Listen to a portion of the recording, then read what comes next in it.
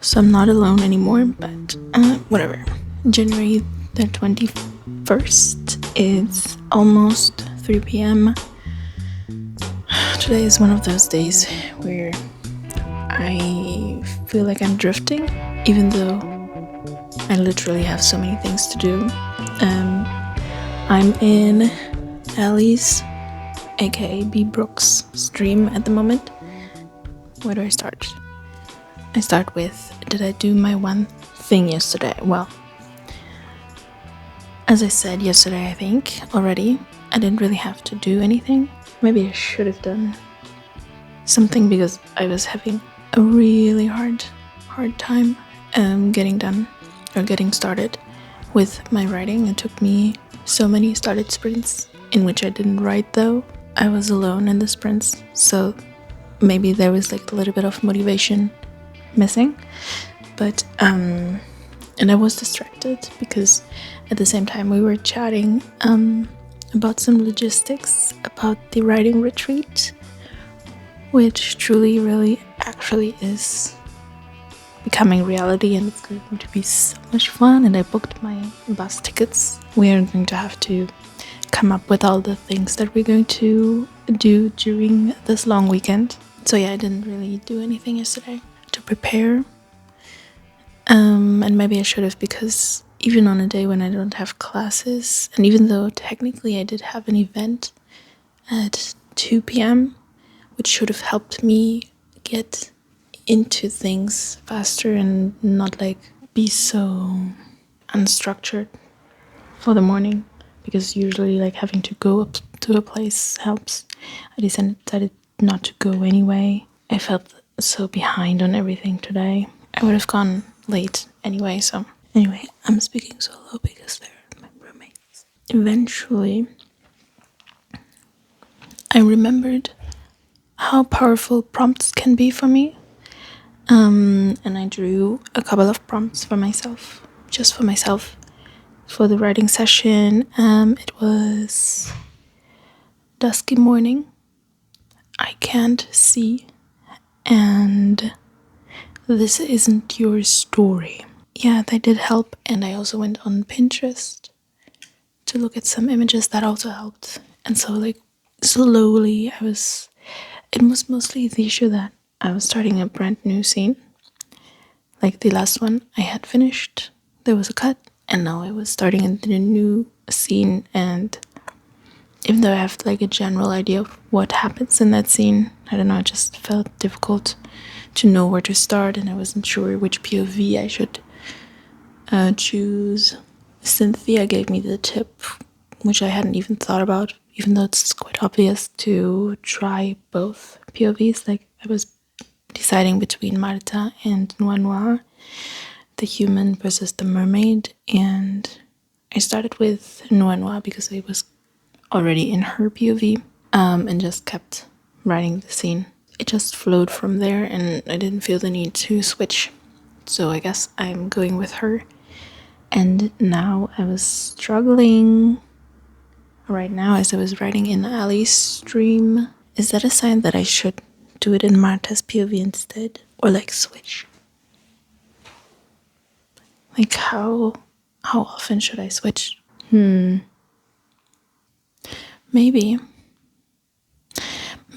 the thing is that, so what I wrote was like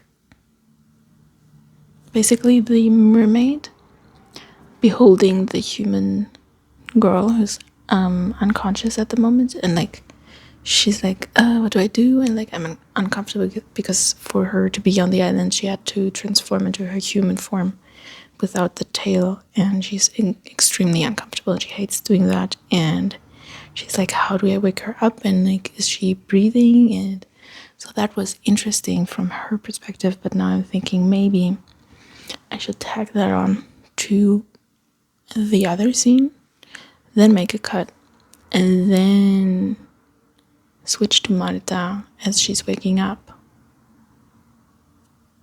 Because I feel like I'm like meandering in this scene where the mermaid is going to try to get Marta to uncover why she's there. Like, what her value is to Noa Noa, why she appeared to her. And maybe in that instance, it's more interesting to be in Marta's perspective, because she's like, what the fuck is happening? Where am I? What is this person wanting from me who's like dressed so weirdly and like speaks into my head? And she's going to like struggle to not respond to the voice in her head, even though it like insists on her like revealing her secrets and stuff. So maybe that would be better from Marta's perspective, and it would be good to like cut there. I don't know. I'm a little bit struggling with this whole POV question at the moment, and I guess that's about like where the tension should lie, like what is in line with the theme. I don't know. I'm very confused at the moment. Anyway, maybe I will have some answers for you tomorrow. I guess I'll just draw the prompt, and then hopefully I can get my head screwed on correctly. My head, basically, by the way, is like very foggy. Like, I slept a lot today. I had a 12-hour night, but I woke up like with a little bit of a fatigue hangover, so I guess that also didn't help. But yeah, let's draw a prompt. And yes, I'm whispering the whole time through. I'm sorry. I'm awkward about having my roommates hear me, okay? Okay, here is today's prompt. There you go. And focus. There you go. Anyway. Oh, wow. Okay. Also very fitting with my issues that I'm having at the moment, I think. So the prompt is, if this book had a narrator who is not a character, what ulterior motive might they have to tell the story? Hilarious. Honestly, hilarious. Hilarious that I get this prompt right now. And I get it like after the POV struggle. Interesting. Okay, so the interesting thing, I think, is that when I started writing this project, Sunken Timepiece, so I was in Marta's POV, but at the same time, it had a narrative voice. I didn't think about, there was no plan behind it or anything, that's just what came out as I was writing it. Marta's dreams have been weird lately, basically, and blah blah blah blah blah, and then it says, let's just say Marta has had some short nights or something like that. Like, there is the narrative voice, because that's not what Marta thinks about herself, right? That's a voice external to her. Let me get the thing also. My external monitor is not working, so that's really annoying, and I hope I can fix that until tomorrow's live stream, which I also still have to schedule, because, and also for video editing, because it's so impractical not to have a big screen. So, another tidbit. Okay, so it begins like this. Or like, here are the instances where we see the narrative voice. Like, it's kind of like between her, because in this moment, for example, it sounds very much like inside of her head. The urge to touch is there each time, and each time she just knows, bone deep in her marrow, that something on the other side is eagerly awaiting her answer to its call. Like, you've heard this before, that's very much her, right? But it goes like this. Let's just say Marta has been having short nights. Let's just say she's been going to school with blurry eyes, fighting off sleep in class. It feels like an external narrator, kind of. But like, I've not done that with the mermaid POV, though. That's very much in her POV. Like, for example, the girl was still sleeping. Had Noa Noa done something wrong? She didn't want to get too close to see if she was breathing as a human should. which was ridiculous, of course, after having this body lengthwise over her back weighing her down. But something about direct touch, no water flowing between them, seemed more immediate, more dangerous.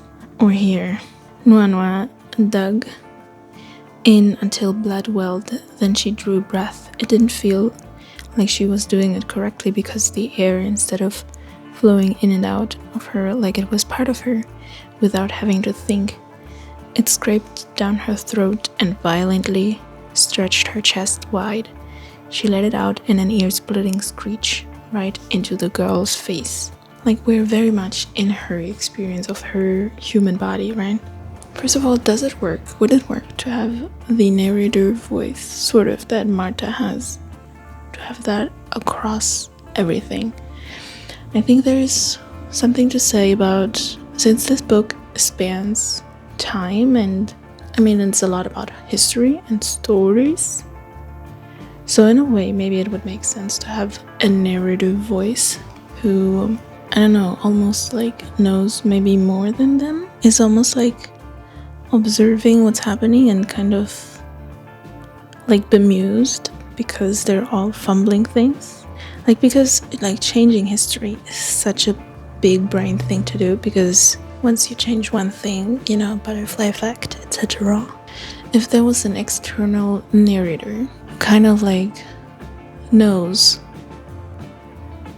what the changes would do for history and for the future, that could be kind of fun, like also kind of fun for the reader, because in this book we're not, as I plan it, we're not going back to the future.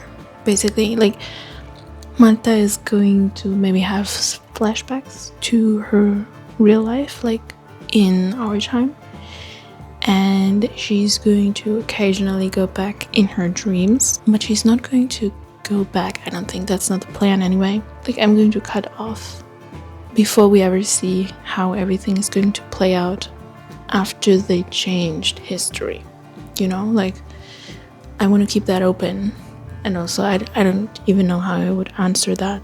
If I had a narrator who does know things, he could like give little breadcrumbs, little clues, little like glimpses into what that does in the future.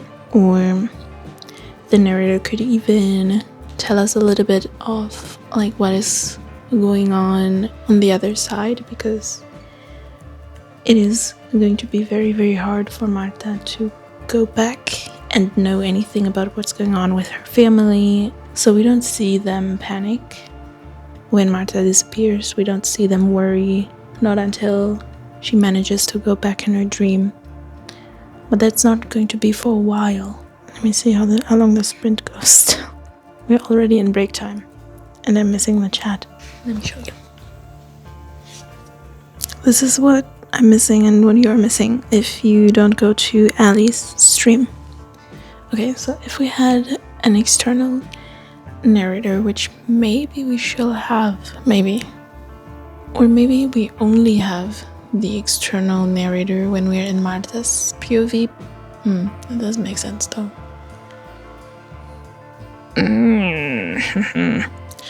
We have like these goddesses. They could be narrators, like the mermaid goddess, who also has like a human sister according to the creation myth, basically. Oh no, it ended. Damn, I missed it. Am I overthinking? So I'm like thinking, is it maybe her grandmother? Well, maybe. What if like the grandmother had the same sort of ability to travel through time in her dreams, which, as far as I have it right now, only works when there's a mermaid on the other side who wishes for her to fall through. What if the grandmother has been in the past before, and she like kind of orchestrated things so that Marta would be the one to fall through into history? I don't know if she would do that to her grandchild. This like let's just say sounds more sardonic than I think the grandmother would speak about her grandchild having this really scary time. Oh my god. Maybe it's the mermaid goddess who knows that mermaid kind is going to die out if nothing drastic happens. Oh, maybe I like this one. I think in this story I'm going to play with like, is this mermaid goddess real or not? We could have like hints, you know? And if this goddess really is the narrator and she orchestrated this to happen, I don't know, like in some other ways, maybe she also like pushes the mermaids a little bit into making these decisions, just like a little bit. I don't know exactly how she would do it, but make them like see things and interpret them as her will, because like for some reason she can't like appear to them directly. I think I like this. She would also be much more sympathetic. She would also be much more sympathetic to the mermaid POVs than to Marta's POV, which could be funny. Like there could be little hints, and it could also be like the goddess kind of like a little bit in a way orchestrating like the reader experience of like, okay, now we're going to switch over to this POV or like to this happening. I was already like a little bit worried because we're going to have like two parties basically, and one party is going to go off trying to do this and this party is trying to do the other thing. We're going to have to weave these things together as a book. It could even be a thing of like, the more they succeed in executing this plan of changing history, like whenever they change something that is going to better the chances of mermaids surviving, maybe that like makes the goddess stronger and she can go into the story a little bit more, have her hands in there a little bit more, and she could make herself more apparent to the reader, and she could start to like take a little bit even of an active part in the story. Okay, so none of this is set in stone or anything, but it's something to noodle about, and I think it could be interesting and fun. Who does she tell the story to? In theory, she could be telling it to this like sister goddess figure who kind of betrayed her. Her ulterior motive is for this story to unfold in the way that she wants it to. Yeah, I don't know. I think I wouldn't make it like this is a story being told to someone after the fact. It is, we are in this story. We're experiencing things unfolding, and that's her role. I think we have something of an answer. I keep making these videos long when I'm like brainstorming, so I guess you're getting like a two-parter of Tanya is thinking about her POVs and stuff. But yeah, I think it's good to think about, and so thank you so much for listening to me ramble and brainstorm at you. I hope this was interesting in any way. Let me know if you have any thoughts about my POVs, or if you've ever struggled with perspective questions like that. I leave it here, and we'll see each other tomorrow again. Bye bye.